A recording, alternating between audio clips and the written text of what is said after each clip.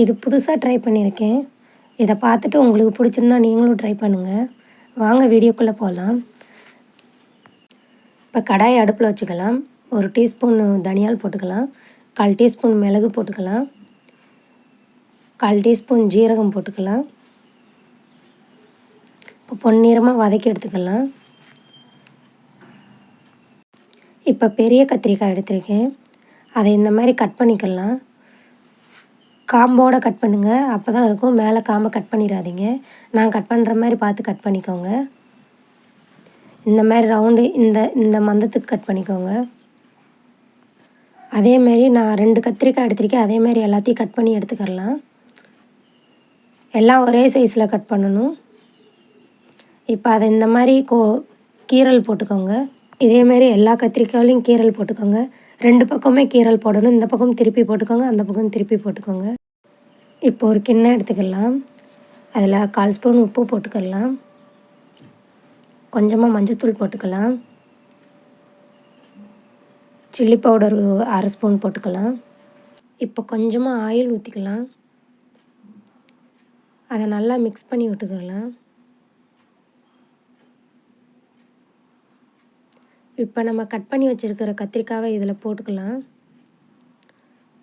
நல்லா மசாலா எல்லாம் மிக்ஸ் ஆகிற அளவுக்கு நல்லா அப்ளை பண்ணுங்கள். அப்போ தான் உப்பு காரம் எல்லாம் நல்லா இதில் பிடிக்கும்.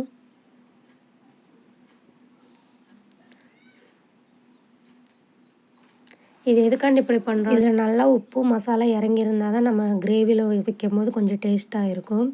இப்போ இது 1/2 மணி நேரம் ரெஸ்ட்டு விட்டுறலாம். இதுக்கு நம்ம அதுக்குள்ளே போய் இன்னொரு கிரேவி ரெடி பண்ணலாம். வாங்க அது எப்படி பண்ணுறோன்னு பார்க்கலாம். இப்போ கடாயை வச்சுக்கலாம். தேவையான அளவு ஆயில் ஊற்றிக்கலாம்.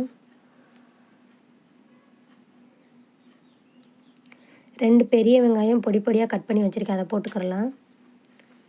இப்போ அதை நல்லா பொன்னிறமாக வதங்கட்டும்.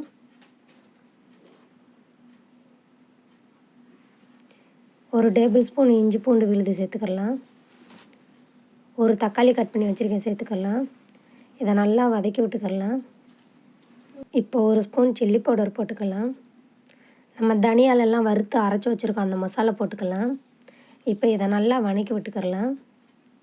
ஆயில் பிரிஞ்சு வர்ற அளவுக்கு வதக்கி விட்டுக்கிறணுங்க. நல்லா வதக்கி விட்டதுக்கப்புறம் தக்காளி எல்லாம் வெந்துருச்சு. வெங்காயம் நல்லா தேவையான அளவு உப்பு போட்டுக்கலாம். 1/4 டீஸ்பூன் மஞ்சள்தூள் போட்டுக்கலாம். இதை நல்லா ஆயில் பிரிஞ்சு வர அளவுக்கு நல்லா வதக்கி விட்டுட்டு 1/2 கிளாஸ் தண்ணி ஊற்றிக்கலாம்.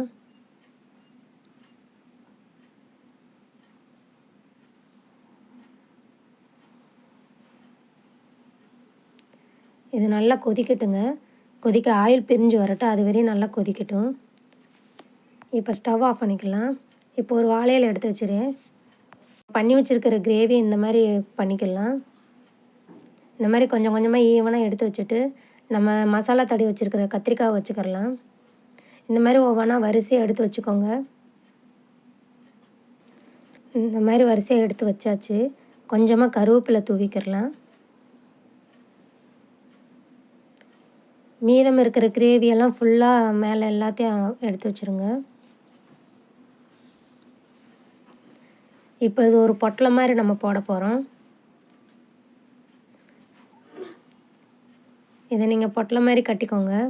அப்போ தான் நம்மளுக்கு வேக வைக்கிறப்ப பிரிஞ்சு வாழை இலை கிழிஞ்சு ஒழுகாமல் இருக்கும்.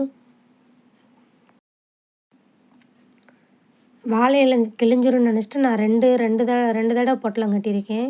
இந்த மாதிரி ஒரு ட்ரிப்பு கட்டிட்டு மறுபடியும் ஒரு இலை வச்சு நீங்கள் சிங்கிளாக கட்டுறா இருந்தாலும் கட்டிக்கலாம், இந்த மாதிரி டபுளாக கட்டுறா இருந்தாலும் கட்டிக்கோங்க. இப்போ தோசை தவா வச்சுக்கலாம். அடுப்பில் கொஞ்சமாக ஆயில் ஊற்றிக்கலாம். வாழை இலை போட்டால் ஒட்டிக்கிறதுனால சுற்றியும் ஆயில் பரப்பி விட்டுக்கிறலாம். இப்போ நம்ம பொட்டலம் போட்டு வச்சுருக்க தோசை தவா மேலே வைக்கலாம். இப்போ திருப்பி திருப்பி விட்டு ஒரு 5 நிமிஷம் வேக வச்சுக்கிறலாம்.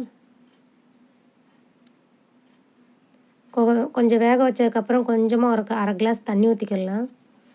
இது அப்படியே மூடி போட்டு ஒரு 5 நிமிஷத்துக்கு மறுபடியும் வேக வைங்க. இப்போ கொஞ்சம் வெந்துருச்சு. மறுபடியும் திருப்பி விட்டுட்டு மறுபடியும் கொஞ்சமாக தண்ணி ஊற்றி வேக வைங்க. இப்படி கொஞ்சம் கொஞ்சமாக தண்ணி ஊற்றி எனக்கு வேகிறதுக்கு 45 நிமிஷம் ஆயிடுச்சு. சிம்லேயும் இல்லாமல் ஃபுல்லாக இல்லாமல் வேக வைங்க. மீடியம் ஃப்ளேமில் வேக வைங்க. சொல்ல மறந்துட்டேன். இப்போ ஓப்பன் பண்ணி பார்த்துடலாம். எனக்கு பார்க்கவே வாயில் எச்சி ஊறுச்சுங்க. அந்த மாதிரி இருந்துச்சு. ஏதோ நான் புதுசாக ட்ரை பண்ணியிருக்கேன். உங்களுக்கு பிடிச்சிருந்தா நீங்களும் ட்ரை பண்ணுங்கள். நல்ல எண்ணெய் மிதக்க மிதக்க அவ்வளோ ஒரு டேஸ்ட்டாக இருந்துச்சு பார்க்குறதுக்கு. எனக்கு பார்த்தோன்னே டெம்ப்டாக இருந்துச்சு. புதுசாக ட்ரை பண்ணியிருக்கேன். நீங்களும் ட்ரை பண்ணி பார்த்துட்டு கமெண்ட் பாக்ஸில் எப்படி இருந்துச்சுன்னு சொல்லுங்கள். தொடர்ந்து என் வீடியோ பிடிச்சிருந்தா லைக் பண்ணுங்கள், ஷேர் பண்ணுங்கள், சப்ஸ்கிரைப் பண்ணுங்கள். தேங்க்யூ ஃபார் வாட்சிங். நெக்ஸ்ட் வீடியோவில் சந்திக்கலாம். பாய்.